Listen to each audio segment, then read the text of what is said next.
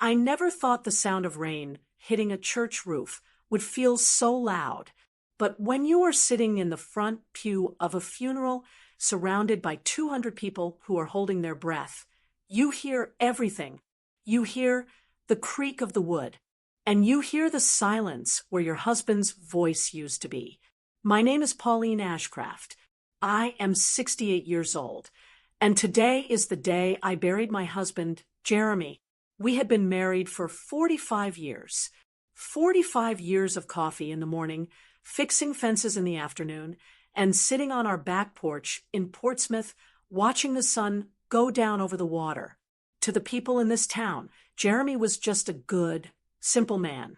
He was the guy who drove a 15-year-old Ford truck with a dent in the bumper. He was the man who climbed up on the roof to fix a leak himself because he didn't see the point in paying someone else to do a job he had two hands for. Looking at him, in his flannel shirts and his work boots, you would never guess he was anything other than a retired construction worker trying to make his pension stretch. And to be honest, that is exactly how Jeremy wanted it. He hated flashiness. He couldn't stand people who wore their bank accounts on their sleeves. He used to tell me, "Pauline, wealth screams, but wealth whispers."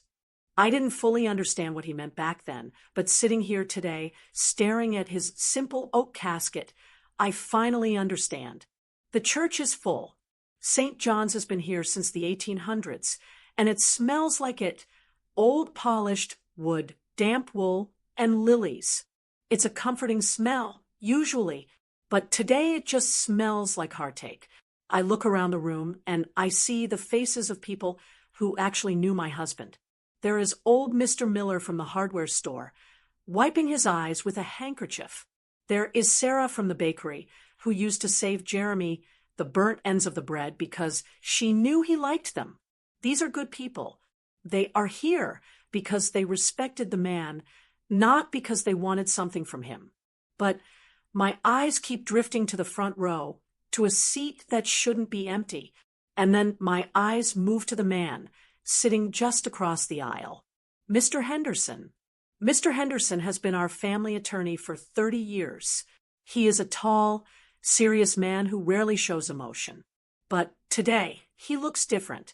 He is clutching a thick, red folder tightly against his chest, like he is afraid someone is going to snatch it from him. He isn't looking at the casket. He is looking at the empty seats next to me. The seats reserved for immediate family. Specifically, the seats reserved for my son, Brandon, and his wife, Kathy. Mr. Henderson looks at those empty spots, and then he looks at me. His expression isn't just sad. It is full of pity and something else. Worry, nervousness. It sends a shiver down my spine that has nothing to do with the draft in the church. Why would the lawyer look so on edge? Jeremy's will was supposed to be simple. We were simple people. We lived in a small cottage. We clipped coupons. We drove old cars. What could possibly be in that red folder that has a seasoned attorney sweating in a cold church? I look down at my hands. I am holding Jeremy's old Bible. The leather is cracked and soft from years of use. It was his father's before him. It isn't worth $5 at a pawn shop, but to me, it is priceless. That was the difference between Jeremy and the world we live in now. He valued things for their history, for their utility. He didn't care about the price tag. I wish I could say the same for our son. I checked my watch. The service started 10 minutes ago. The pastor is already reading the opening prayer, his voice echoing off the high beams. And still my son is not here. Brandon is 45 years old. He is a corporate lawyer in Boston. He has done well for himself, or at least he tells us he has. He drives a car that costs more than our house. He wears suits that cost more than Jeremy made in a month. But somewhere along the way, between the expensive law school education we scrimped and saved to pay for, and the high-rise office he works in now, Brandon lost his way. He stopped coming home for Thanksgiving. He stopped calling on Sundays. And when he did visit, it was always with a sneer. He would look at our cottage and ask when we were going to upgrade. He would look at Jeremy's truck and ask if it was safe to drive. He was ashamed of us. I know that now. He was ashamed of his blue-collar father, who had dirt under his fingernails. He wanted a father who wore Italian loafers, not work boots. A loud noise snaps me out of my thoughts. Click, click, click. It is the sharp, staccato sound of high heels hitting the stone floor of the church vestibule. It is loud, aggressively loud. The heavy oak doors at the back of the church creak open, letting in a gust of wind and the sound of the rain. Heads turn. The pastor falters in his prayer for a split second. And there they are. Brandon walks in first. He isn't wearing a black tie. He is wearing a gray suit that looks too shiny for a funeral, and he is checking his watch as he walks, as if he is calculating exactly how much billable time this is costing him. He looks annoyed. Not sad. Not grieving. Annoyed. Trailing behind him is Kathy, my daughter-in-law. She is a beautiful woman, I will give her that, but she has a hardness to her that makeup can't cover. She is wearing a black dress, but it is too short and too tight for a church service. She has oversized sunglasses on, which she pushes up onto her head as she scans the room. She isn't looking for me. She is looking at the building. I see her lip curl slightly. She is judging the peeling paint in the corner. She is judging the worn carpet. She is probably wondering why we didn't hold the service somewhere more appropriate. They don't walk quietly. They march down the center aisle, their presence demanding attention. I feel my face flush with embarrassment. Not for me, but for Jeremy. He deserved better than this. He deserved a son who would walk in with his head bowed, not a son who walks in checking his email. They reach the front. I look up at Brandon, searching his face for a sign of tears. I am his mother. I want to see that he is hurting. I want to see that underneath the expensive suit and the arrogance, he misses his dad. But his eyes are dry. He gives me a quick, tight nod. Mom, he whispers, but it sounds more like a formality than a greeting. You're late, I whisper back. My voice trembles, not with anger, but with the effort of holding it together. Traffic was a nightmare coming out of the city. Brandon says, loud enough for the people in the second row to hear. He doesn't apologize. He just makes an excuse. And this place is impossible to find on GPS. Who has a funeral at 10 in the morning on a Tuesday? Kathy sighs, loudly adjusting her designer coat. Honestly, Pauline, it smells like mildew in here. My allergies are going to flare up. She doesn't hug me. She doesn't touch my shoulder. She just squeezes past me to get to the empty seats, making sure her coat doesn't brush against the dirty pew. I feel a lump rise in my throat. My husband is lying in a box 5 feet away. The man who taught Brandon how to throw a baseball. The man who paid for Brandon's first car. The man who took extra shifts at the site so Brandon wouldn't have to work during college. And this is the respect he gets? Complaints about traffic and mildew? I grip the old Bible tighter, my knuckles turning white. I look over at Mr. Henderson again. The lawyer hasn't moved. He is staring at Brandon and Kathy with an intensity that scares me. His jaw is set tight. His knuckles are gripping that red folder. So hard, I think the paper might tear. He looks like a man who is watching a car crash happen in slow motion. Why is he looking at them like that? Mr. Henderson has known Brandon since he was a boy. Usually, he would offer a handshake or a nod. But today, he looks at my son like he is a stranger. Or worse, like he is a target. I take a deep breath and try to focus on the pastor. I try to block out the sound of Kathy tapping her long fingernails on the wood of the pew. I try to block out Brandon shifting his weight and sighing. I tell myself that they are here, and that has to be enough. They showed up. Maybe they grieve differently. Maybe they are hurting inside and just don't know how to show it. But then I hear it. It is faint, but in the quiet of the church, it carries. I can't believe he wanted to be buried in this dump, Brandon whispers to Kathy. Well, Kathy whispers back. It fits the life he lived, doesn't it? Small, cheap, sad. My heart stops. The air leaves my lungs. I freeze, staring straight ahead at the cross on the altar. They aren't grieving. They are mocking him. They are sitting at his funeral, feet away from his body, and they are making fun of the life he built for us. I feel a tear slide down my cheek, but it isn't from sadness anymore. It is from something else, something hot and sharp. I look at the coffin. I am sorry, Jeremy. I am so sorry. But as I sit there listening to my son and his wife snicker about the poor old man they think Jeremy was, I happen to catch Mr. Henderson's "I one more time." He heard them too. And for the first time since I have known him, the lawyer doesn't look professional. He looks dangerous.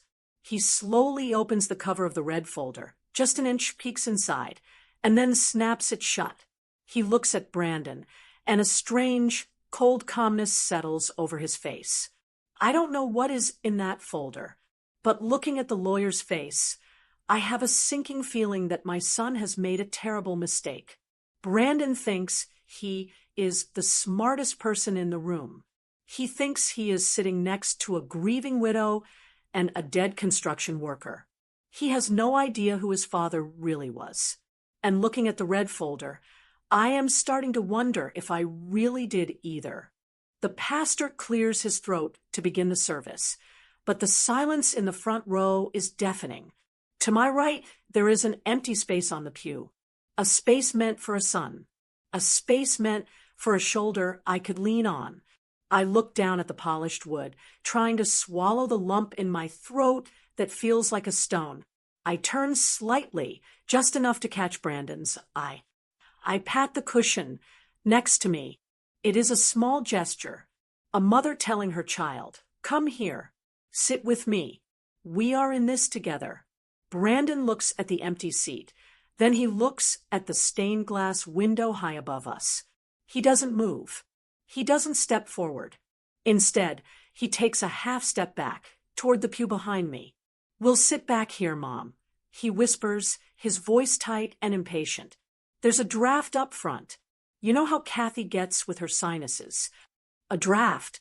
My husband is lying in a casket 5 feet away, and my son is worried about a breeze. I watch as they settle into the pew directly behind me. It feels like a physical blow. In the most painful moment of my life, my son has literally chosen to put distance between us. I turn back around, facing the altar, but I can feel them behind me. I can feel their restlessness radiating like heat. The service begins. The pastor, Reverend Thomas, starts speaking about Jeremy's life. He talks about Jeremy's kindness, his quiet strength. He talks about the time Jeremy helped rebuild the community center after the flood back in '98. I close my eyes, letting the memories wash over me. I can almost see Jeremy, covered in mud, smiling that crooked smile of his, telling me, "It's just a bit of dirt, Pauline. It washes off." But my memories are interrupted. Behind me, there is a rustling of fabric, silk rubbing against wood. Then, a sharp, audible sniff. God, that smell! Kathy's voice cuts through the Reverend's prayer. It is a whisper, but a loud one, the kind meant to be heard. "It smells like old wet dog in here. Do they ever open a window?" I stiffen. St. John smells like history. It smells like beeswax and incense and the damp earth of New Hampshire. It is the smell of the place where we married, the place where we baptized Brandon. "It's just old wood, Kath." Brandon mutters back, not correcting her, just placating her. "Just breathe through your mouth. And look at those flowers," she continues, not letting it go. "Carnations? Really? They look like they came from a gas station. I told you we should have ordered the arrangement from the city. At least then it wouldn't look so poverty-stricken. I gripped the Bible in my lap, so hard my fingers ache. Those carnations were Jeremy's favorite flower. He didn't like roses. He said they were too fussy. He liked carnations because they were sturdy. They lasted. Every Friday for 40 years, he brought me 3 white carnations. One for you, one for me, and one for us. He would say, Kathy calls them poverty-stricken. I call them love. I want to turn around. I want to shush her like I used to shush Brandon in the movie theater when he was 6. But I don't. I don't want to make a scene. I don't want to dishonor Jeremy by turning his funeral into a family squabble. So I take a deep breath, staring straight ahead at the simple wooden cross. I feel a sudden, desperate need for connection. Despite everything, the lateness, the insults, the coldness, Brandon is still my son. He is the only piece of Jeremy I have left in this world. Maybe he is just hurting. Maybe his rudeness is just a mask for his grief. People grieve in strange ways. Maybe if I reach out, the mask will slip. Slowly, carefully, I reach my hand backward over the top of the pew. I don't turn around. I just extend my open palm, searching for his hand. I just want to squeeze his fingers. I just want to feel that familiar grip I held when he was learning to cross the street. My fingertips brush against the sleeve of his expensive suit jacket. I wait. I wait for him to take my hand. I wait for him to squeeze back. Instead, I feel him pull away. A sharp, quick jerk of his arm. Mom, stop, he hisses, his voice low and irritated. People are watching. You're wrinkling the jacket. I pull my hand back like I have touched a hot stove. I rest it in my lap, covering it with my other hand, trying to stop the trembling. He didn't just reject comfort. He rejected me. He is more worried about a wrinkle in his Italian wool suit than the breaking heart of his mother. Behind me, I hear the soft tap, tap, tap of a thumb against a glass screen. He is on his phone. During the prayer, I can picture him scrolling through emails, checking the stock market, maybe texting a colleague that he is stuck at a family obligation. Is it almost over? Kathy whispers again. She sounds bored, like a child waiting in a dentist's office. I have that derm appointment at 3. If we don't leave by 1, I'll get hit with a cancellation fee. It shouldn't be long, Brandon replies. The old man didn't have that many friends. How long can they talk about a guy who fixed roofs? The cruelty of it takes my breath away. Jeremy didn't just fix roofs. He put a roof over Brandon's head. He paid for the braces on Brandon's teeth. He paid for the tutor when Brandon was failing math. He worked overtime in the freezing rain to buy Brandon his first laptop, so he wouldn't be behind the other kids at college. Every sacrifice Jeremy made was for him. And now Brandon speaks of him like he was just some hired hand he barely knew. I try to focus on the Reverend. He is reading Psalm 23. The Lord is my shepherd. I shall not want. Hey, Brandon's voice is a little louder now, urgent. He leans forward, his breath hot against the back of my neck. I don't turn. I can't look at him right now. Mom, he whispers. Mom, listen. I tilt my head slightly to show I'm listening. Did he leave enough to cover this? Brandon asks. I blink, confused. Cover what? I whisper back, not looking at him. The funeral, Brandon says, his tone impatient. The casket, the plot, the service. I know he didn't have life insurance. I don't want to be surprised by a bill at the end of the day. If I have to write a check for this, I need to move some funds around before the market closes. The world seems to tilt on its axis. He isn't worried about how I am going to cope alone in the house. He isn't worried about missing his father. He is worried about the bill.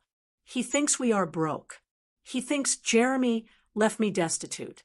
He thinks he is going to have to bail out his poor mother. The irony is so sharp, it almost makes me laugh. If he only knew. If he only knew that the poor old man he is worrying about could have bought and sold Brandon's law firm 3 times over without blinking. It is taken care of, Brandon. I say, my voice steady, though my heart is breaking. You won't have to spend a dime.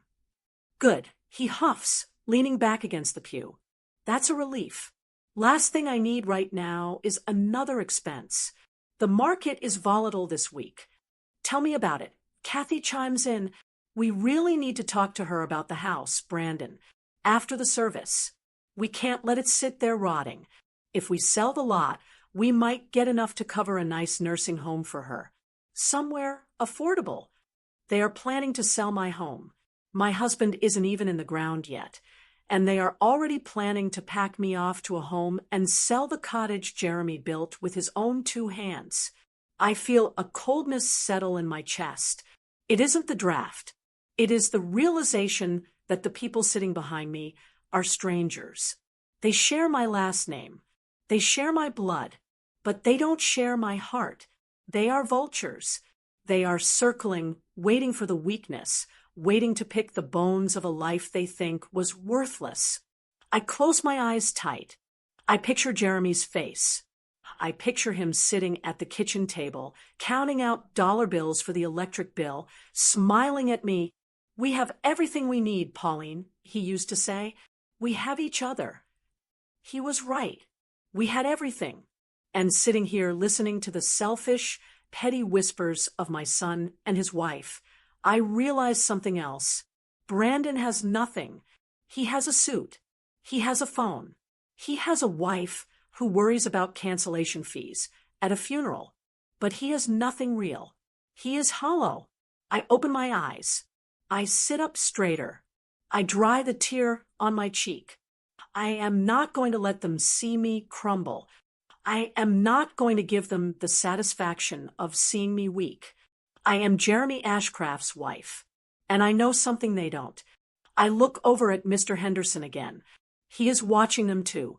He heard the comment about the check. He heard the comment about the nursing home. He is writing something down on a notepad inside that red folder. Good. Write it all down, Mr. Henderson. Write every word. Because the vultures are circling, but they have no idea that there is nothing here for them to eat. Reverend Thomas finishes his reading and steps back from the pulpit. He nods toward the front row, signaling for the first speaker to come up. It is Frank. Frank has been Jeremy's best friend since high school. He is a large man with hands calloused from 50 years of pulling lobster traps out of the freezing Atlantic. He is wearing a suit that is clearly 20 years old. The fabric is tight around the shoulders, and he looks uncomfortable. Frank would rather be in a gale-force storm than speaking in front of a crowd. He walks up the steps slowly, unfolding a piece of crumpled notebook paper. His hands are shaking a little. I want to smile at him, to give him strength, but the tension radiating from the pew behind me is making it hard to breathe. Jeremy Ashcraft, Frank begins, his voice gruff and thick with emotion. He clears his throat and starts again. Jeremy was the kind of man who didn't say much. He didn't have to. You knew where you stood with him by the work he did. Frank pauses, looking down at me. I remember back in '82 when my engine blew 3 days before the season opener. I didn't have the cash to fix it. I was looking at losing my whole season. Jeremy didn't say a word. He just showed up at the dock with his toolbox and a thermos of coffee. He stayed up for 48 hours straight, rebuilding that engine with me. When I tried to pay him, he just waved me off and said, "Catch me a lobster. Frank, that's square." A soft ripple of laughter goes through the church. It is warm laughter, the kind that comes from shared memories. I can feel the love in the room. It wraps around me like a blanket. Jeremy didn't care about money, Frank continues, his voice getting stronger now. He didn't care about status. He cared about people. He had a richness of spirit that most millionaires will never understand. He died with his hands dirty and his heart full, and that Frank's voice cracks. That is the richest way a man can go. The church is silent. It is a beautiful tribute. And then it happens. Behind me, a sharp, high-pitched laugh cuts through the silence like a knife. Richness of spirit. Kathy's voice isn't a whisper anymore. It is a full conversational volume, as if she is sitting at a brunch table instead of a funeral. That is just code for died broke, isn't it? My blood freezes in my veins. Frank stops speaking. He looks up from his paper, blinking in confusion. He looks at me, then looks behind me. His face goes red, not with embarrassment, but with anger and a legacy of rusted tools. Brandon chimes in. He chuckles, a dry, humorless sound. God, this is pathetic. They are making him sound like a saint because he fixed a boat for free. That's not noble, Kath. That's just bad business sense. That's why we are sitting on hardwood pews instead of in a climate-controlled mausoleum. The air in the church changes instantly. It goes from somber to electric. People are turning around now. Mrs. Gable, the librarian, turns in her seat, her mouth hanging open in shock. Mr. Henderson, the lawyer, has stopped writing in his notebook. He is staring at Brandon with eyes like flint. Even the Reverend looks stunned, his hand hovering over the Bible on the altar. I am paralyzed. I am staring at Frank's shoes, wishing the floor would open up and swallow me whole. My husband is being mocked at his own funeral. The man who gave Brandon everything, the man who sacrificed his own comfort so Brandon could become this successful lawyer, is being reduced to a punchline by his own son. Should keep it down, Brandon says, but he is laughing as he says it. He isn't trying to be quiet. He is enjoying it. He is bonding with his wife over their shared superiority. Look at the old guy's suit, Kath. It's polyester. I bet he got it at a thrift store. This whole town is just stuck in a time warp. I just want to get to the reading of the will. Kathy sighs loudly. I need a drink. Is there even a reception? Or are we getting served tuna sandwiches in the basement? Something inside me snaps. It isn't a loud snap. It is a quiet, final click, like a lock turning into place. For 45 years, I was the peacemaker. I was the one who smoothed things over. When Brandon forgot Jeremy's birthday, I bought a card and signed Brandon's name, so Jeremy wouldn't feel bad. When Brandon insulted Jeremy's truck, I told Jeremy that Brandon was just stressed from work. I made excuses. I covered up the cracks. I look at Jeremy's casket. I imagine him standing there. I imagine him looking at me with those gentle, patient eyes. And I realized that by making excuses for Brandon, I wasn't protecting Jeremy. I was enabling the disrespect. Not today. Not on his final day. I placed Jeremy's Bible gently on the pew beside me. I take a deep breath, filling my lungs with the smell of the old church. I place my hands on the back of the pew in front of me to steady myself, and then I stand up. My knees are shaking, but my spine is straight. I turn around slowly. The movement catches everyone's attention. The entire church goes deadly silent. Even the rain outside seems to stop. Brandon is mid-laugh, scrolling on his phone. Kathy is examining her fingernails. When they sense me standing over them, they look up. Brandon looks annoyed, like I am blocking his view. What, he whispers. Sit down, Mom. You're making a scene. No, I say. My voice is not loud. I don't shout. I don't scream. But in the silence of that sanctuary, my voice carries to every corner of the room. It is clear. It is steady. It is the voice of a mother who is done. You are the one making a scene, Brandon. I say. I look him dead in the eye. You and your wife. Brandon blinks, surprised. He shifts in his seat, looking uncomfortable. We were just talking. Calm down. You were mocking him, I say, pointing a trembling finger at the casket. You are sitting in the house of God, at your father's funeral, laughing at his life. You are laughing at his friends. You are laughing at the sacrifices he made to put that suit on your back. Kathy rolls her eyes. Oh, please, Pauline, don't get dramatic. We are just being realistic. It's a depressing service for a depressing life. We are just trying to get through it. A gasp goes through the room. Someone in the back row murmurs, "Shameful." I look at Kathy. I look at her expensive plastic surgery, her designer bag, her cold, empty eyes, and I feel nothing for her. No anger, no hate, just pity. You are right, I say softly. This is a depressing place for you. You don't belong here. You don't belong among people who loved him. I take a step closer to them. I loom over the pew. Get out. Brandon's jaw drops. Excuse me? I said, get out. I repeat, my voice rising just a fraction, hard as steel. Leave. Now. You clearly don't want to be here. And looking at the man you have become, I know he doesn't want you here. Brandon's face flushes a deep, angry red. He looks around the room. He sees the faces of the townspeople. He sees the judgment. He sees Mr. Henderson standing up in the front row, looking ready to intervene, if necessary. For a second, I think Brandon might argue. I think he might cause a scene. But then, his arrogance takes over. He scoffs, standing up and buttoning his jacket with an aggressive jerk. Fine, he spits out. You want us to leave? We'll leave. This place is a joke anyway. He steps out into the aisle. Kathy scrambles to follow him, grabbing her purse.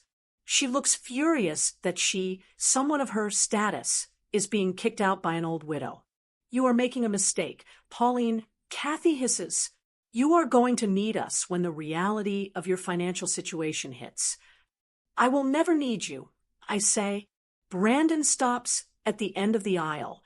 He turns back to me, and, for a moment, I hope he will say sorry. I hope he will realize what he has done. But he just sneers. A cruel, twisted look that makes him look nothing like his father. Whatever, Brandon says, his voice echoing off the high ceiling. We only came for the will reading anyway. Just mail us the check for the truck. I assume that's about all he had to leave. He turns on his heel and marches toward the exit. Kathy follows, her heels clicking loudly, a rhythm of disrespect that fades as they reach the heavy oak doors. Boom. The doors slam shut behind them. The echo of the slam hangs in the air. The silence that follows is heavy. It is the silence of shock. I am standing alone in the middle of the aisle. My heart is pounding against my ribs like a trapped bird. My legs feel like they are made of water. I feel a wave of dizziness wash over me. I just kicked my only child out of his father's funeral. I just severed the last tie. I feel a hand on my arm. It is Mr. Henderson. He has moved from his seat, so quietly I didn't hear him. He is standing beside me, his face grave but kind. He offers me his arm. Steady, Pauline, he whispers. Steady. I look up at him. I had to. I whisper, tears finally spilling over. I couldn't let them. Not today. You did the right thing, Mr. Henderson says firmly. He pats my hand. You did exactly the right thing. And believe me, they have already chosen their path. He guides me back to my seat. I sit down heavily, clutching the Bible again. I look up at Frank, who is still standing at the pulpit, looking at me with tears in his eyes. He nods at me, a slow, respectful nod. Reverend Thomas steps forward. Let us take a moment, he says gently, to pray for peace.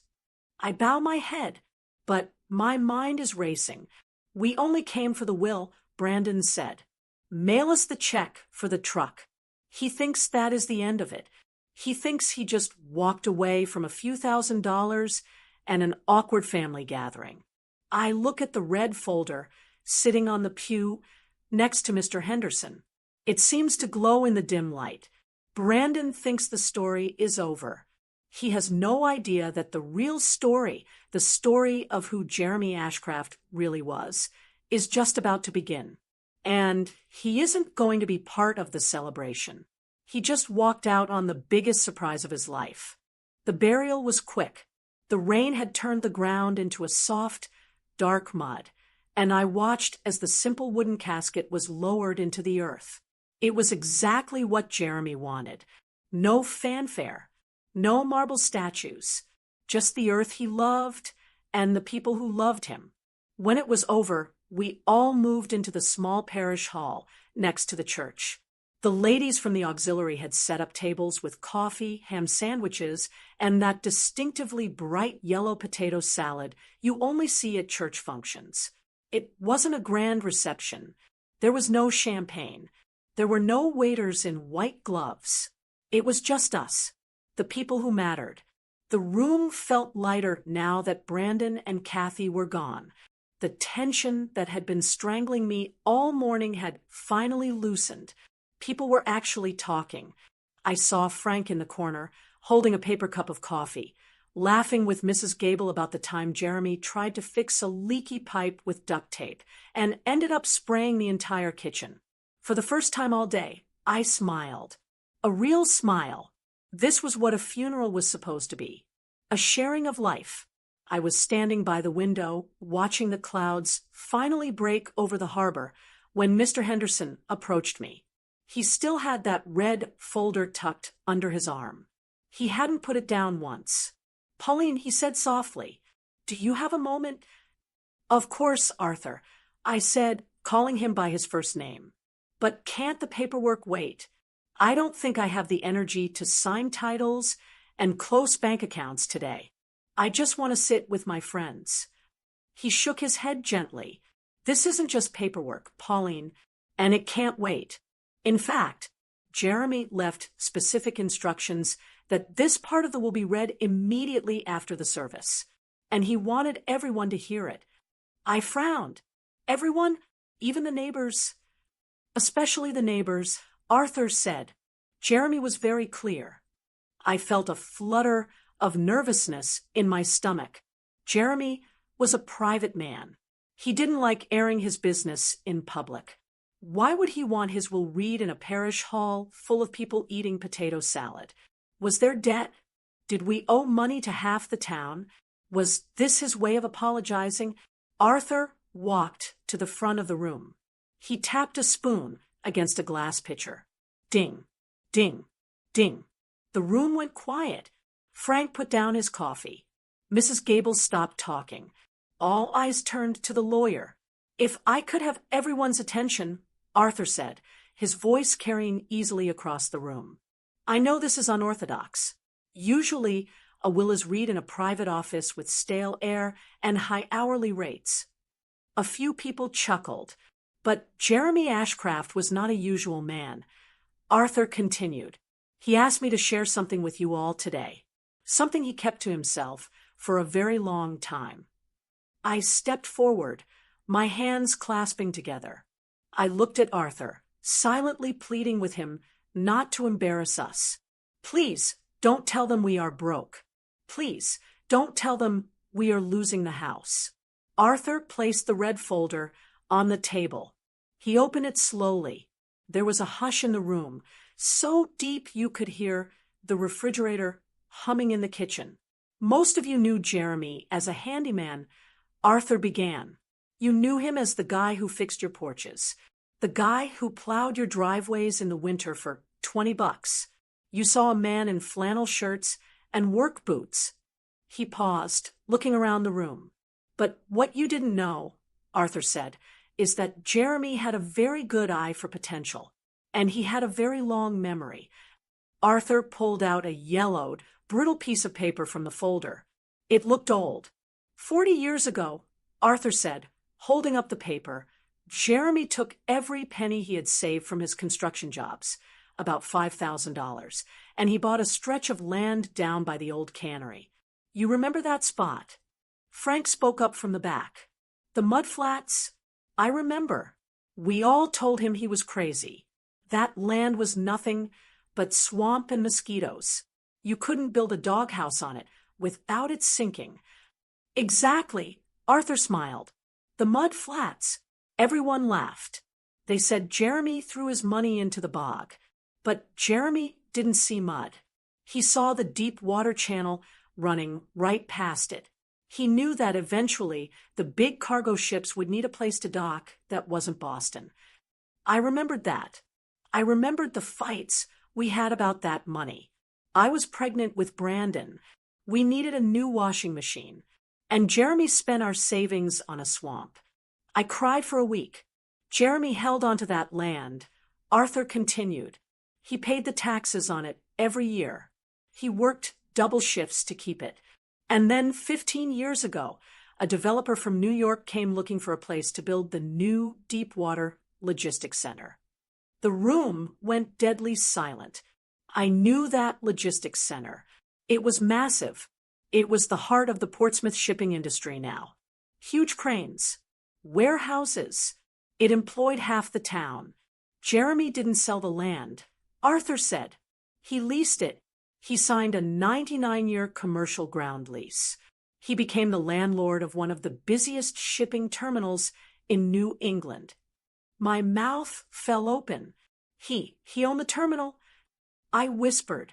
He did. Arthur nodded. But he didn't want the attention. He didn't want people treating him differently. So he set up a blind trust. The checks went into an account he never touched. He lived on his pension. He lived on his handyman wages. He reinvested the lease money into conservative, high-yield bonds. Arthur looked at me. His eyes were kind, but serious. Pauline, he said, I have the current valuation of the Ashcraft estate here, with the land value, the accumulated lease payments, and the investment portfolio. He took a breath. The total value of the estate is $48 million. The silence in the room wasn't just quiet. It was a vacuum. It felt like all the air had been sucked out. I grabbed the back of a chair to keep from falling. 48 million. I looked down at my shoes. They were scuffed. I looked at my purse. The strap was held together with a safety pin. I looked at Frank. His jaw was literally hanging open. 48. Frank stammered. Million? Jeremy? Why? I whispered. The words scraped out of my throat. Why didn't he tell me? Arthur, we clipped coupons. We turned the heat down to 60 in the winter to save oil. Why? Arthur reached into the folder again. He wrote you a letter, Pauline. He wanted me to read it to you and to his friends when this moment came. Arthur unfolded a piece of lined notebook paper. I recognized the handwriting immediately. It was scratchy and slanted. Jeremy's handwriting. Arthur cleared his throat and began to read. My dearest Pauline, if you are hearing this, I am gone, and you are probably mad at me. You have every right to be. You are probably wondering why I made us live simply when we could have had a mansion on the hill. I did it because I saw what money did to people. I saw it tear families apart. I saw it turn friends into leeches. I wanted to know that the people at my dinner table were there because they liked my cooking, not my bank balance. But mostly, Pauline, I did it for Brandon. I flinched at my son's name. I saw how easily things came to him. Arthur read. I saw how he looked at the world. He wanted shortcuts. He wanted the shine, not the work. I was terrified that if he knew we had millions, he would never work a day in his life. He would become soft. I wanted him to build his own character before I gave him the cushion. Tears streamed down my face. Jeremy wasn't hiding the money to be mean. He was hiding it to save our son. He was trying to teach him the one lesson money can't buy. I hope, the letter continued, that by the time you read this, Brandon has grown into a man who understands respect. I hope he is sitting next to you, holding your hand. If he is, then he is ready." Arthur lowered the paper. He looked at me with a profound sadness. "He isn't here, Pauline," Arthur said gently. I shook my head, sobbing. "No, he isn't." He walked out. Frank boomed from the back, his voice thick with anger. He walked out over a drafty pew and a cheap casket. The reality of it hit me like a physical wave. Brandon didn't just walk out of a funeral. He walked out on a kingdom. He walked out on $48 million.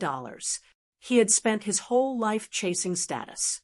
He had spent his whole life trying to get away from his poor roots. And the whole time, the very thing he worshipped, wealth, was sitting right there at the kitchen table, wearing a flannel shirt and eating pot roast. "What happens now?" Mrs. Gable asked, her voice trembling. Does Brandon get it?" Arthur looked at me. He closed the red folder. "That," Arthur said, "depends on the next document in this file. The one Jeremy called the safety net. I looked at the folder. The safety net. I thought about Brandon driving away in his luxury car, probably complaining to Kathy that the trip was a waste of gas. I thought about how he sneered at the rusted tools. He had no idea. He had absolutely no idea that his father was the titan he always wanted to be. And the tragedy wasn't that Brandon didn't get the money. The tragedy was that he never bothered to know the man. "Read it," I said, wiping my eyes. My voice was stronger now. "Read the next document, Arthur." "Read it," I repeat, my voice steady despite the trembling in my hands. "Read the next document, Arthur." The room is so quiet you can hear the rain tapping against the parish hall windows. Everyone is looking at Arthur Henderson. They are looking at the red folder as if it is a bomb that is about to go off. Arthur looks at me, and for a moment I see hesitation in his eyes. He is a father too. He knows what it means to cut a child loose.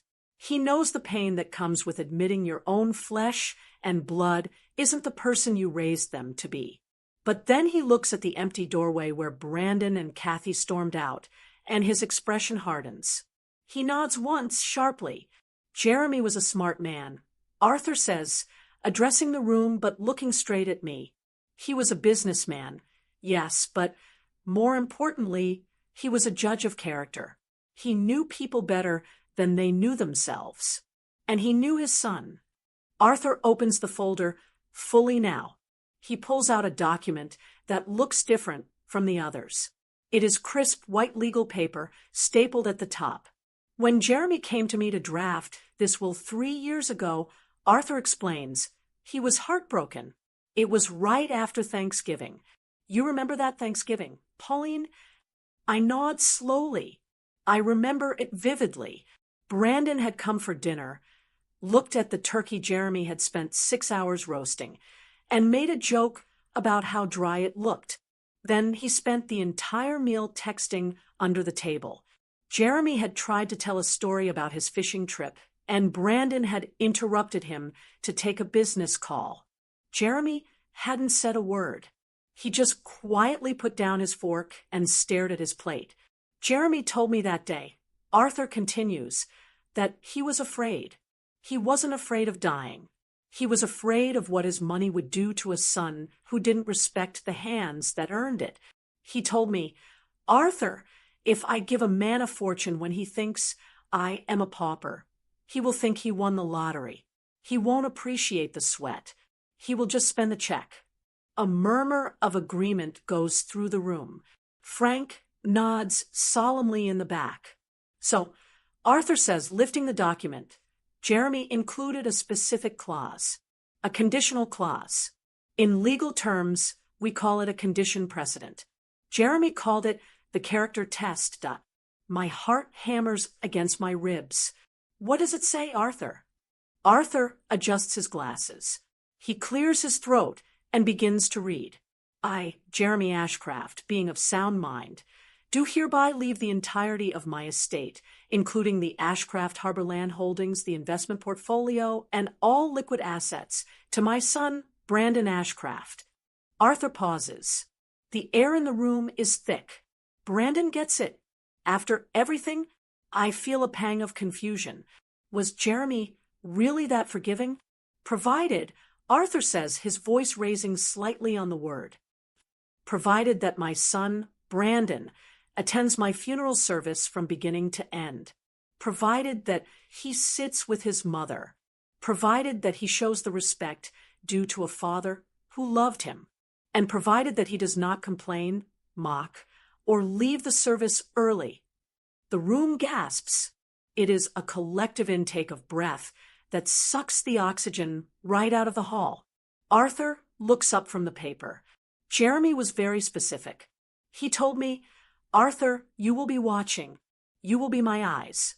If my son is too busy to mourn me, he is too busy to manage my estate. If he is too ashamed to sit in the front row, he is not strong enough to carry my legacy. I bring my hand to my mouth. Jeremy knew. He knew exactly what Brandon would do. He predicted it 3 years ago. He knew his son would see the old church and the simple casket and turn up his nose. So, I whisper, what happens now? Arthur closes the folder. The sound is final. I sat in the front row today, Pauline. Arthur says formally, I watched Brandon refuse to sit next to you. I heard him complain about the smell of the church. I heard him mock Jeremy's tools. And I watched him walk out the door before the final prayer because he wanted to check on the truck.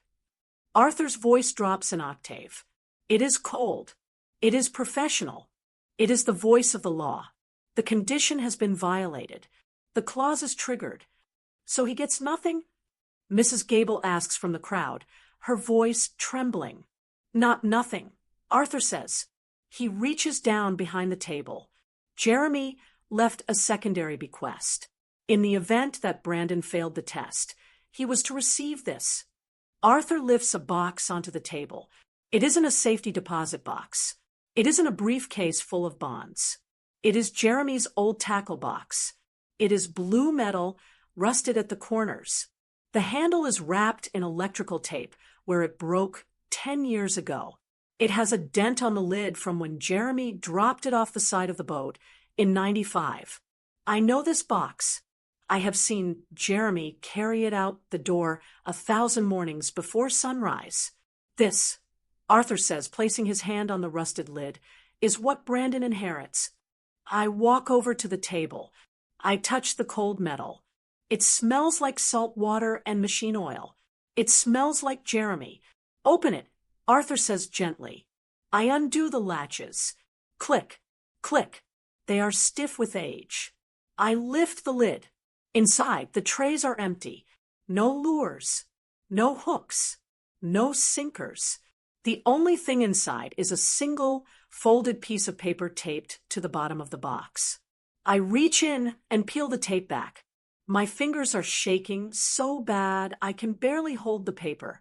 I unfold it. It is a note written in Jeremy's same scratchy handwriting. To my son, I read aloud, my voice cracking. If you are reading this, it means you left early. It means you thought you had better places to be than saying goodbye to your old man. You probably think I have nothing to give you but this rusty box. And right now, you are right. I have to stop. I take a breath. The tears are flowing freely now, hot and fast. This box is empty, Brandon. The note continues. Just like a life without respect is empty. You can't buy fish with a fancy rod if you don't have the patience to bait the hook. You wanted the easy way. You wanted the shortcut, but the shortcut leads here, to an empty box. I wipe my eyes, squinting at the last line. The best inheritance is a work ethic. You will need this box, because from this day forward, you are on your own. Make your own way, son. Maybe then you will understand what a poor old man is really worth. I lower the note. Silence stretches through the hall. It isn't an awkward silence anymore.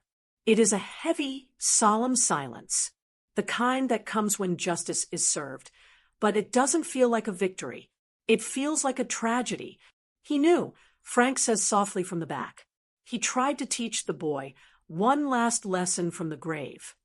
Who gets the estate then? Someone asks. Arthur looks at me. The will states that if Brandon fails the test, the entire estate, the $48 million, the land, the investments, reverts to the surviving spouse, to Pauline Ashcraft, to do with as she sees fit. I stare at the blue box. $48 million. And Brandon traded it all for a golf game and a chance to look down on us one last time. He walked out on a fortune because he couldn't sit still for an hour and show some basic human decency. He thought he was too good for us. He thought he was winning by leaving early to beat the traffic. Does he know? I ask Arthur. Does he know what he lost? Arthur shakes his head. Not yet. He probably thinks he is driving back to Boston to wait for a check for $5,000 for the truck. He has no idea. I look at the closed doors of the parish hall. Somewhere out there, on the highway, my son is driving his leased luxury car, complaining to his wife about how much time he wasted today. He is probably laughing about the rusty tools. He doesn't know that the rusty tools were the keys to the kingdom. He is going to find out. I say quietly. I close the lid of the tackle box. Snap. He is going to find out very soon. Arthur nods. The terms of the will are public record now that they have been read. The press will pick up the story of the secret tycoon by tomorrow morning. He will see it on the news before I can even mail him a letter. I run my hand over the dented metal of the box. He won't need the news. I say, a strange calmness settles over me. It is the calm of a mother who has finally stopped making excuses. He is going to come back. When he realizes he didn't get a check, he is going to come back for this. I tap the blue box. And when he does, I say, looking at Arthur, I will be ready. The tragedy is complete. Jeremy gave him a choice. A simple choice between arrogance and love. And Brandon chose arrogance. Now, he has to live with the price tag. Take the box, Pauline. Arthur says. It's his. When he comes asking, you can give it to him. I pick up the handle. It is heavy, even though it is empty. It carries the weight of 40 years of disappointment. But as I lift it, I feel something else too. I feel Jeremy's strength. He didn't let Brandon fool him. He didn't let Brandon use him. He protected me. Even from the grave, he protected me. I hold the box against my chest. I'll give it to him. I promise. And not a penny more.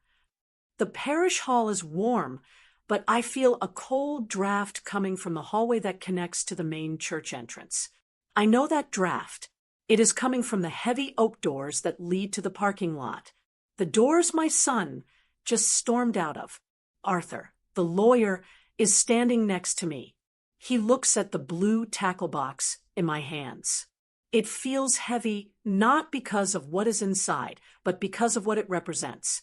It represents the end of something, the end of my hope that Brandon would change. They haven't left yet.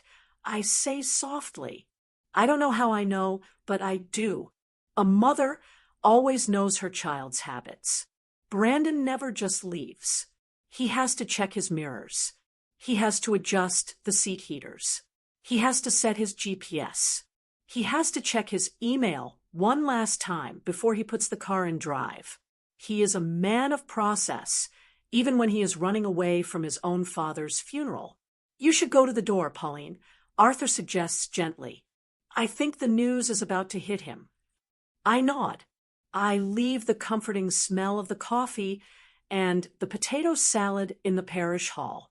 I walk down the long, dim corridor back toward the vestibule. The sound of the rain is louder here. It is hammering against the stained glass. I reach the glass doors at the front of the church. I don't open them. I just stand there looking out into the gray afternoon.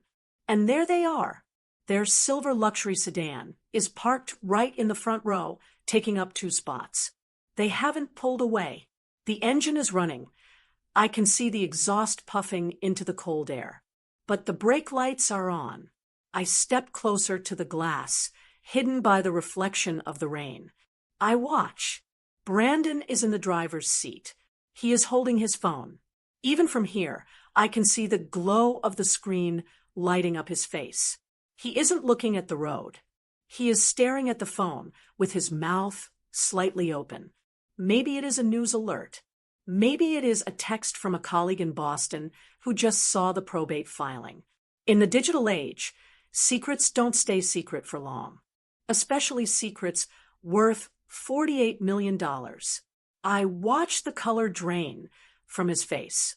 It is visceral. One moment he looks annoyed and impatient, and the next he looks like someone punched him in the stomach. He drops the phone into his lap. He grabs the steering wheel with both hands, staring straight ahead through the rain-streaked windshield.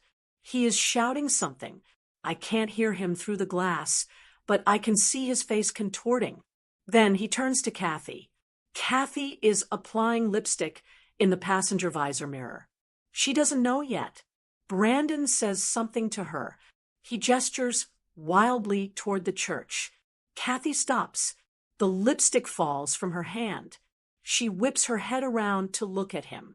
She is screaming now. I can see her hands flying up, clawing at the air. She grabs Brandon's arm, shaking him. She is pointing at the phone, then pointing at the church, then pointing back at the phone. The panic is absolute. It isn't grief. It isn't regret. It is the sheer, terrified realization that they just walked away from a winning lottery ticket. Suddenly, the car doors fly open. Both of them. Brandon stumbles out into the rain. He forgets his umbrella. He forgets his coat. His expensive Italian suit gets soaked instantly. Kathy is right behind him, her high heels sinking into the mud of the church lawn. She doesn't care about the mud anymore. She doesn't care about the cheap flowers. She only cares about the money. They run toward the church. They look desperate. Brandon is slipping on the wet pavement, scrambling to keep his balance. Kathy is waving her arms. Mom. I hear Brandon's voice muffled through the heavy glass. Mom. They reach the steps. They bound up the stone stairs, breathless and wet. Brandon grabs the handle of the heavy oak door. He pulls. Nothing happens. He pulls again, harder this time, rattling the ancient iron hinges. It's locked, he yells. He presses his face against the glass. His eyes are wide and wild. He looks like a stranger. Mom, open the door. Let us in. I stand on the other side of the glass, perfectly still. I am holding the blue tackle box against my chest. I look him in the eye. I see the raindrops running down his face, mixing with the sweat of his panic. Mom, please. Kathy screams, pushing her face next to his. Her mascara is running. We made a mistake. We were just emotional. We didn't mean to leave. We want to pay our respects. Pay their respects. 5 minutes ago, this church smelled like old wet dog. 5 minutes ago, my husband's legacy was a joke. Now, suddenly they are desperate to be inside. I reach out and undo the deadbolt. Click. I open the door, just a crack. Maybe 3 inches. The cold wind rushes in, chilling my skin, but I don't shiver. I feel a fire inside me that keeps me warm. Mom. Brandon tries to push the door open, but I have my foot wedged against it. Let us in. We heard about the land, about the trust. We didn't know. Why didn't you tell us? Would it have mattered? I ask. My voice is calm. It scares me how calm I am. Would you have loved him more if you knew he was rich? It's not about the money. Brandon lies. He lies right to my face, with the desperation of a drowning man. We were shocked. We want to come back in. We want to be there for you. We want to honor Dad. Honor him. I look at Kathy. She is shivering, nodding her head vigorously. Yes, Pauline. We want to honor him. He was a great man. A visionary. Kathy cries out. We just want to be part of the family. I look down at the tackle box in my hands. The blue paint is chipped. The metal is cold. You had your chance to be part of the family. I say, you had 45 years to be part of the family. You had this morning to be part of the family. But you chose to worry about a draft. You chose to worry about a tea time. Mom, stop. Brandon pleads. He reaches his hand through the crack in the door, trying to grab my arm. Please, don't do this. We are your family. He was my father. I agree. And he knew you, Brandon. He knew you better than you know yourself. I lift the blue box. I push it through the crack in the door, right into Brandon's chest. He instinctively grabs it. What is this? He asks, looking down at the rusty metal. It's your inheritance, I say. Brandon stares at the box, then back at me. He looks confused. He looks hopeful for a split second, thinking maybe the millions are inside the box in the form of a check. The money, he starts. The money is for the people who stayed. I say firmly. The money is for the people who loved Jeremy Ashcraft when he was just a man fixing a roof. The money is for the people who didn't need a bank balance to show respect. Kathy lets out a wail. You can't do this. We will sue. We will contest the will. You can try, I say. But Mr. Henderson recorded everything. The will has a clause, Brandon, a character clause. You failed it. Brandon clutches the box. He looks small. For the first time in his adult life, he looks small. The arrogance is gone, washed away by the rain and the truth. Mom, he whispers, I'm sorry. I look at him. I search his face for truth. Is he sorry he hurt me? Or is he sorry he lost $48 million? I see his eyes dart back to his car. I see him calculate the loss. I know you are, I say, but you aren't sorry for the right reasons. I step back. You wanted the truck check, I say. You wanted to leave. You got exactly what you came for. You got the only thing of Jeremy's that you ever really understood. The outside, the rusty part. You never bothered to look inside the man. So you don't get to look inside his fortune. Mom, wait. Brandon shouts, jamming his foot in the door. I push back. I am 68 years old, but I am strong. I have the strength of a woman who just realized her worth. Goodbye, Brandon, I say. Don't come back until you understand what is inside that box. And don't come back for the money. It will be gone. I shove the door shut. Boom. I turn the deadbolt. Click. I stand there for a moment, listening. I hear Brandon shouting my name. I hear Kathy screaming at him, blaming him, cursing the rain.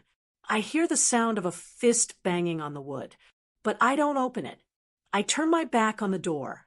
I turn my back on my son, and I walk back down the hallway toward the parish hall where the coffee is hot and the people are kind and the love is real. I don't look back. I am done with the vultures. I am going back to the doves. They say that bad news travels fast, but in a small town like Portsmouth, scandal travels at the speed of light. And when that scandal involves a secret fortune, a beloved local figure, and an arrogant son who walked away from $48 million, it travels even faster. I didn't leave the house for 3 days after the funeral. I stayed in our cottage by the water, drinking tea from Jeremy's favorite mug and listening to the waves hit the dock. It was peaceful. For the first time in years, I didn't feel the need to apologize for my life. I didn't feel the need to hide my cracked teacups or my worn-out slippers. I was the widow of a billionaire. Yes, but I was still just Pauline, and I liked it that way. But while my world was quiet, Brandon's world was exploding. It started on Thursday morning. Mr. Henderson came to the cottage. He didn't bring a briefcase this time. He brought a box of donuts from the bakery downtown, the kind Jeremy used to like. He looked lighter, younger, almost, now that the secret was out. "Pauline," he said, sitting at my kitchen table, "I thought you should know. I just got off the phone with the Ellington family." I put down my tea. The Ellingtons were the biggest family in the state. They ran the shipping logistics for the entire East Coast. They were the ones leasing Jeremy's land. They were billionaires in their own right, but they were old money. They valued discretion. They valued loyalty. What did they want? I asked, "Are they upset about the probate? Do they want to break the lease now that Jeremy is gone?" Arthur shook his head, a small, grim smile playing on his lips. "No, quite the opposite. They called to offer their condolences. Big John Ellington told me he had never met a fairer landlord than Jeremy. He said Jeremy shook his hand on a deal 20 years ago and never broke his word once." I smiled. That sounded like Jeremy, but Arthur continued, his voice turning serious. "They also called to tell me about a business decision they made this morning, a decision regarding their legal representation." I frowned. "What does that have to do with me?" "Well," Arthur said, "up until 9 o'clock this morning, the Ellington Corporation's lead counsel in Boston was the firm of Sterling, Cooper, and Ashcraft." My hand flew to my mouth. "Brandon's firm." "Brandon's firm," Arthur nodded. The Ellingtons were Brandon's biggest client. They accounted for nearly 40% of the firm's annual billing. It was the account that made Brandon a partner. It was the account that paid for his Bentley and his vacation home in the vineyard. And I whispered, and Arthur said, dipping a donut into his coffee, when Big John read the story in the Portsmouth Herald about how Brandon treated Jeremy, about how he mocked his own father's tools and walked out of the funeral, Big John was furious. He is a family man, Pauline. He has 5 sons. He takes respect very seriously. Arthur took a bite of the donut, chewing slowly before finishing the story. He fired them, effective immediately. He told the managing partner that he refuses to do business with a man who has no honor. He pulled the entire account. I sat back in my chair, stunned. Brandon hadn't just lost the inheritance. He had lost his career. He had lost the very thing he had built his entire identity around. He thought his job made him better than Jeremy. And now, Jeremy's legacy had reached out from the grave and taken that away too. The managing partners at the firm are meeting right now. Arthur added, "Rumor has it they are voting to remove Brandon from the partnership. He is a liability. His name is toxic." As if on cue, the phone on the kitchen wall rang. I knew who it was before I picked it up. I hesitated. Part of me wanted to let it ring. Part of me wanted to cut the cord and never hear his voice again. But I am a mother, and sometimes you have to answer the call, even if just to say goodbye. "Hello," I said. "You did this." Brandon wasn't crying. He was screaming. His voice was ragged, hysterical. I could hear the sound of traffic in the background, like he was pacing on a sidewalk. "You poisoned them," he shouted. "You called the Ellingtons, didn't you? You told them to fire me. You vindictive old." "I didn't call anyone, Brandon," I said calmly. My hand was steady on the receiver. "I haven't left the house." "Don't lie to me," he shrieked. "Big John called the senior partner this morning. He cited character concerns." "Character concerns, Mom. That's you. That's your doing. You and that stupid tackle box." "It wasn't me," I said. "It was the truth. The truth has a way of getting out. Brandon, you mocked a man in public. You didn't think people were listening. You didn't think the Ellingtons respected your father. He was a carpenter." Brandon yelled. "He fixed porches. Why does everyone care so much about him?" "Because he kept his word," I said, "and because he knew who he was. You don't know who you are, Brandon. You are just a suit. And now you are a suit without a client. I am ruined, he choked out. The anger was breaking into fear now. They are voting me out, Mom. They are taking my name off the door. Do you know what that means? I have mortgages. I have 2 car payments. I have the club membership. I can't pay for any of it without the Ellington retainer. Then sell the car, I said. Sell the house. Live simply. It's not a bad life, Brandon. Your father did it for 40 years. I can't live simply, he spat. I am not him. I am not a peasant.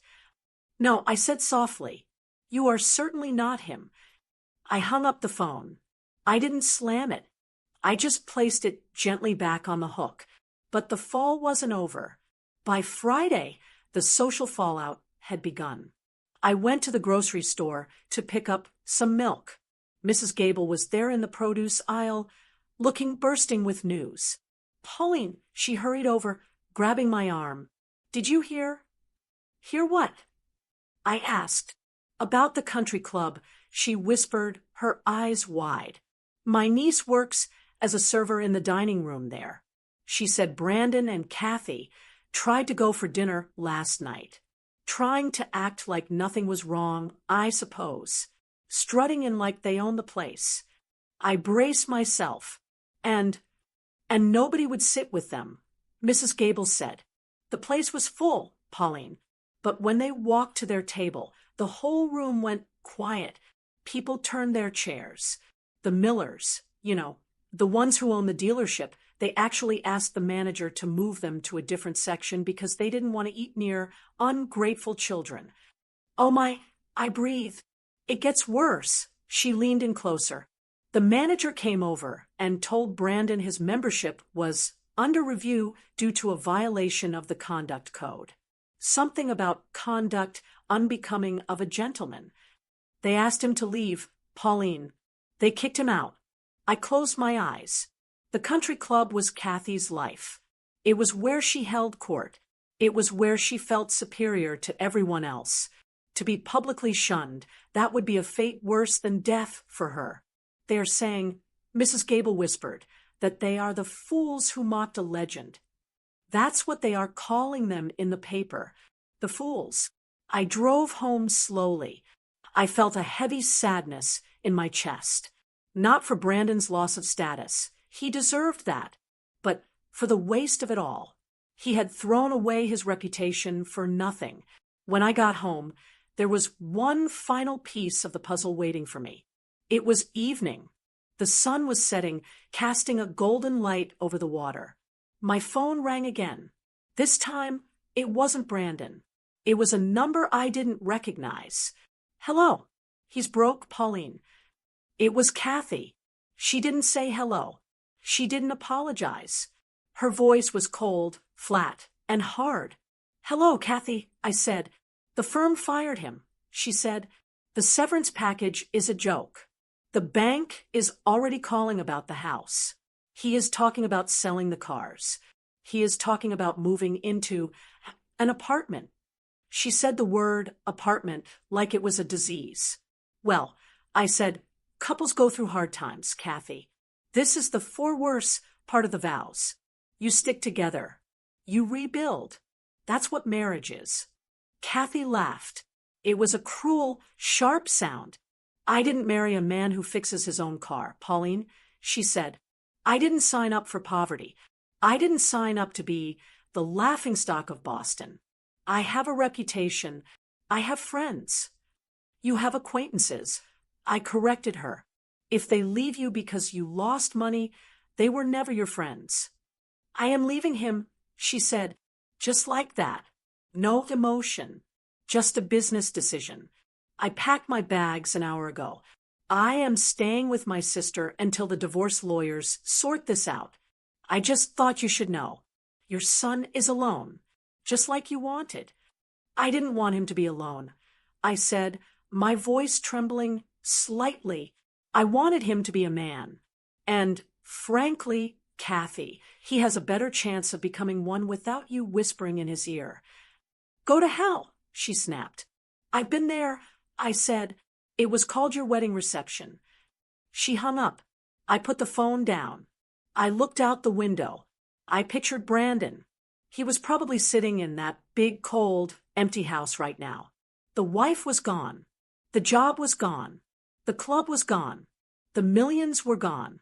All he had left was a silent phone and a blue tackle box sitting on his marble counter. He was stripped bare. For the first time in his life, he had no status to hide behind. He was just a man. A lonely, broke man. It was harsh. It was brutal. But as I watched the tide roll in, I realized it was also necessary. Jeremy hadn't destroyed Brandon. He had dismantled the fake life Brandon had built, brick by fake brick. Now, finally, my son had a chance to build something real. If he was brave enough to pick up the tools. 6 months. That is how long it has been since I closed the heavy oak doors of the church on my son. People ask me if I regret it.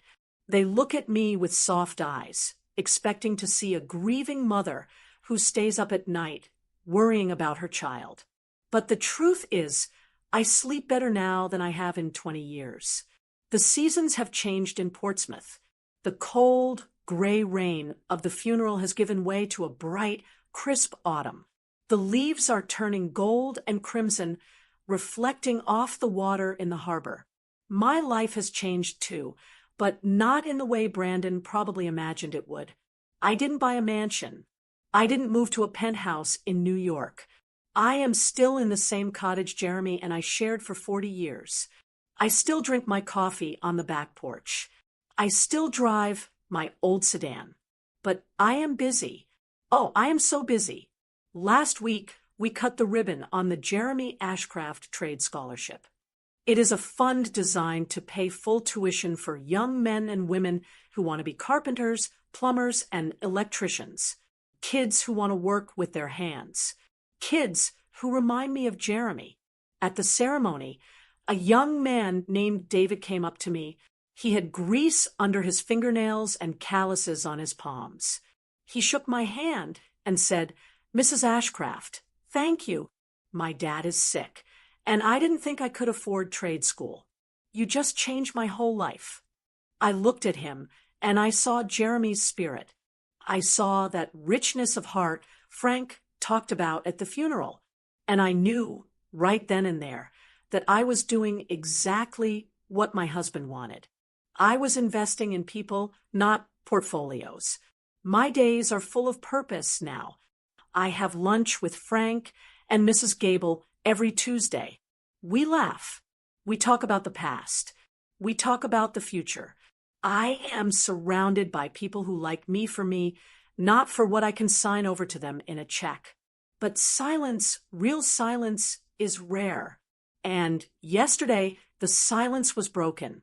The mailman, a nice young fellow named Steve, handed me a stack of envelopes. Most of it was bills or flyers for the scholarship fund. But at the bottom of the stack, there was a plain white envelope. The handwriting was familiar, but different. It was Brandon's, but it looked shaky, rushed. The return address wasn't his big firm in Boston. It wasn't his mansion in the suburbs. It was a post office box in a town 2 hours away, a town known for cheap apartments and industrial parks. I didn't open it right away. I put it on the kitchen counter. I made myself a cup of tea.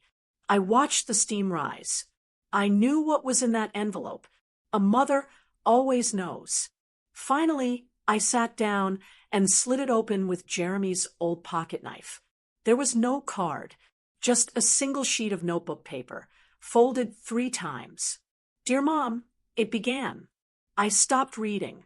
He hadn't called me Mom without wanting something since he was 12 years old.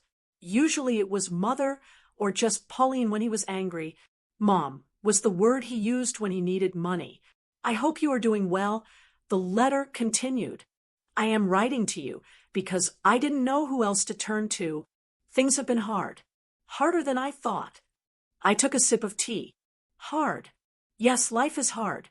His father worked 12-hour shifts on rooftops in July. That was hard. Losing your status because you couldn't be polite for an hour, that isn't hard. That is a consequence. Kathy is gone, he wrote. She took everything she could carry. The lawyers are taking the rest. I sold the house, but the market was down. And after paying off the debts, I have nothing left. I am living in a studio apartment. I am driving a rental. I felt a twinge of pity, just a small one. It is painful to imagine your child struggling. But then I read the next paragraph. I know we had a disagreement at the funeral. I know you are upset, but surely you have made your point by now. I am family mom. I am your son. I am asking for a small loan, just enough to get me back on my feet.